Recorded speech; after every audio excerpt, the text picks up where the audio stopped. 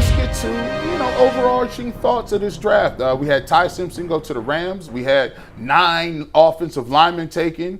We had a nice run on those guys. Some guys still left on the board. We'll start with you, Zach. In terms of what was your biggest surprise, is there any huge takeaways that you take, overarching things with the draft? Yeah, I mean, the Ty Simpson thing is a surprise. Not that the Rams landed him, but they took him at 13 because everybody was like, maybe some team will trade up. So Seattle finishing the first round by taking a running back who was not even a starter. Now, obviously, he was behind the guy, but that was strange because why didn't they just re-sign Kenneth Walker?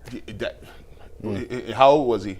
Is Kenneth Walker pushing 30? Is he 29? No, yeah, this was his second contract. This his first foray into free agency. So. Cheap and controlled. No. I will say this: Seattle obviously knows what they're doing, and teams know the most about their own players. Right. Guys, that's why there's always a buyer beware there. But those things stuck out to me. Dallas and Philly trading with each other as blood rivals. Yeah, that's was interesting. Crazy. And then obviously Philly having Mekhi Lemon or Pittsburgh having Mekhi Lemon on the phone, but Philly turning in the card was interesting also. Yeah, I think you took all my answers. The Ty thing.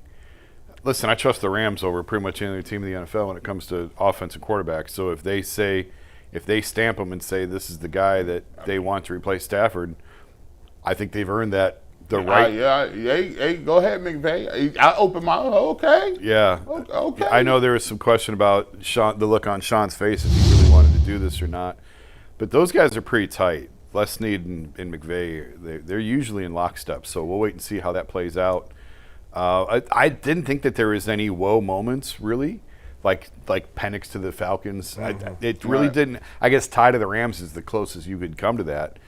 But again, I think the Rams have built up the credibility at that position to do whatever they want. Frankly, I thought Caleb Downs going to Dallas without Dallas having to go up as high as we thought that they were going to. Mm-hmm. They have to be thrilled with that. Yeah. There will be some. Listen. The Browns got the number 1 tackle that they wanted, but I am curious to watch how Caleb Downs' career plays out. And all these guys that they passed on the defensive side that we've had conversations on for months about, do you take a dominant defensive player over just an okay offensive guy? We'll be curious to see how this unfolds over the next 4 or 5 years. Nothing matters more than quarterback, right? Absolutely. And you guys both know that I can sit here and rattle off obscure names of obscure players all day long. When the Rams came to Cleveland last August for that last preseason game and only had like 6 or 9 dudes who even made their team, they had a guy at quarterback who I'd never heard of. And I can't tell you it now, and I watched him play for 4 quarters. So they looked and they said, we know Stafford's only got a year left, maybe 2.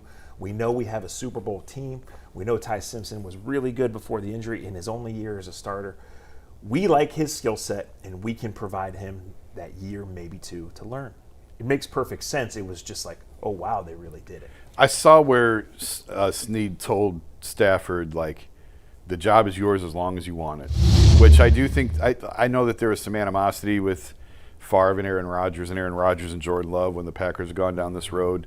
I don't think that's the case here. I think the Rams have been very clear with Matthew that, hey, you want to play 3 more years, as long as you want the job, it is yours. And then when you decide you've had enough and you're ready to retire, we'll slide him in. So I understand the process because the Rams feel like they got a team that win a Super Bowl. So when are they going to be in position again to take another guy? When are they going to, they're not going to be picking 13 next year in that loaded quarterback draft. So I understand the logic behind it, but I also think that it's fair to say, well, if you're that close to winning a Super Bowl, why don't you get a piece that can help you win right now? Yeah. So it'll be curious to see how that plays out. I think he would have had to be in on the McNuggets. I think obviously they respect him enough. He's a Super Bowl champ. He still has he was almost an MVP last year. I think they gave him enough respect to let him know what they was thinking. Stafford? It makes sense. Yeah, he was the MVP last year. Yeah. He won the MVP, and I saw Les Snead say what Jason alluded to. Hey, it's your job. He's only here to be the quarterback after you leave.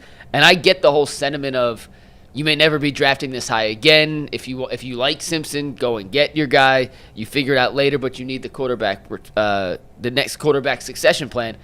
But this is a team that was 2 plays away from making the Super Bowl. That has 80% of their offensive line not under contract after the upcoming season. That has Devontae Adams, who had a really good 2025, but is 33 years old. You have Puka Nacua, who's going through some off-season stuff.